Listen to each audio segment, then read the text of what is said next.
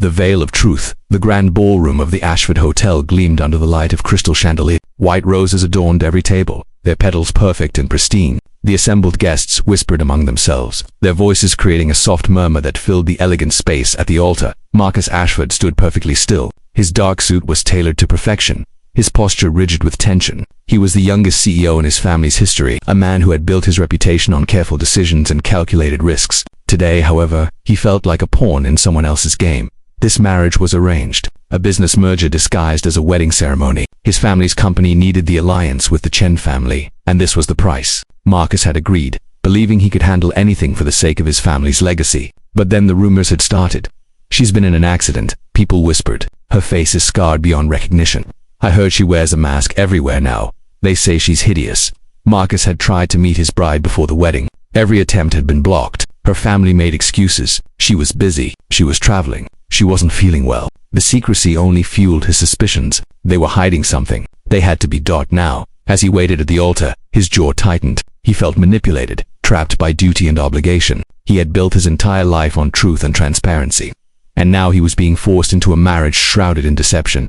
The music began, soft and melodic. It drifted through the room like a whisper. The guests rose from their seats. Turning toward the entrance, Marcus took a slow breath and turned as well. She appeared at the doorway, a vision in white lace and silk. Her dress was elegant, flowing gracefully as she began her walk down the aisle. But what caught everyone's attention was the veil. It was unlike any bridal veil Marcus had ever seen. Thick and opaque, it covered her entire face like a delicate mask, revealing only her striking green eyes.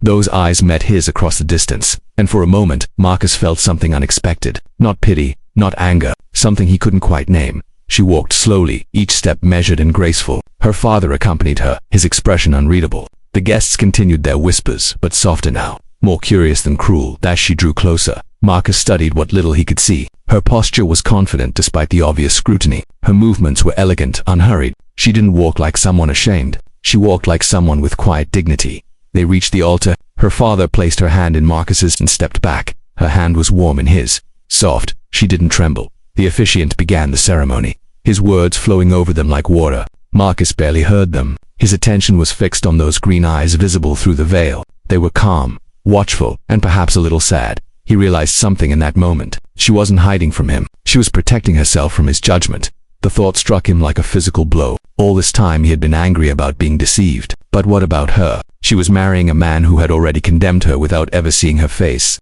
Without knowing anything about her except gossip and speculation, shame began to creep through his chest, warm and uncomfortable. "Do you, Marcus Ashford, take this woman to be your lawfully wedded wife?" the officiant asked. Marcus's throat felt tight. "I do," he said, his voice steady despite the turmoil inside him.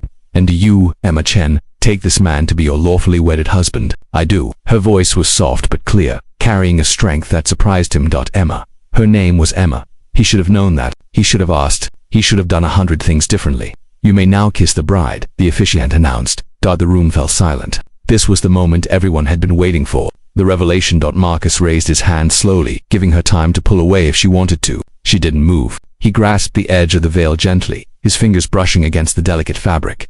"May I?" he whispered, so quietly that only she could hear. She nodded once, a small movement. He lifted the veil carefully, drawing it back over her head. The whispers died completely. Emma's face was beautiful, not perfect in the conventional sense, but striking and real. Her skin was smooth and fair, with a small scar running along her left cheekbone about 2 inches long. It was faint, barely noticeable, just a thin line that caught the light. That was it. That was the hideous disfigurement that had spawned all the cruel rumors. Marcus stared at her, stunned not by any ugliness but by how wrong he had been, how wrong they had all been. "You're beautiful," he said, and he meant it. Emma's eyes widened slightly. She hadn't expected that. Perhaps she had expected disgust, or forced politeness, or barely concealed disappointment, but not genuine admiration. "The scar," she began, her voice uncertain. "Makes you look strong," Marcus finished, like someone who has survived something difficult and come through it with grace. Her eyes glistened with sudden tears. "The accident was 3 years ago," she said softly. "It wasn't even that serious. But people started talking. They exaggerated, and the more they talked, the more I felt like I had to hide. The veil became easier than dealing with their stares and pity." "I'm sorry," Marcus said, and he meant it more deeply than he had meant anything in a long time. "I listened to the rumors. I judged you without knowing you. That was wrong." "You're not the first," she replied, "but you might be the first to admit it." He smiled slightly. "I have a feeling you're going to teach me a lot about what really matters." And I have a feeling, Emma said, a small smile appearing on her lips, that there might be more to you than the cold CEO everyone talks about.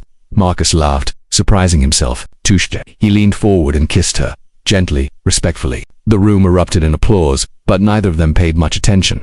When they pulled apart, Marcus kept her hand in his. I know this started as an arrangement, he said quietly, but I'd like to try to make it something real. If you're willing. Emma looked at him for a long moment, searching his face for sincerity. Whatever she found there satisfied her. I'm willing to try, she said. As they turned to face their guests, Marcus realized something profound. He had spent his entire life making careful, calculated decisions based on facts and figures, but he had almost missed something invaluable because he had relied on false information and prejudice instead of taking the time to discover the truth himself.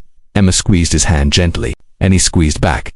They walked down the aisle together, husband and wife, two people who had been brought together by obligation but who might, just might, find something genuine in the unexpected gift they had been given. Sometimes the greatest treasures are hidden behind veils we're too quick to judge, and sometimes the bravest thing we can do is lift that veil with respect and an open heart, ready to see the truth that lies beneath.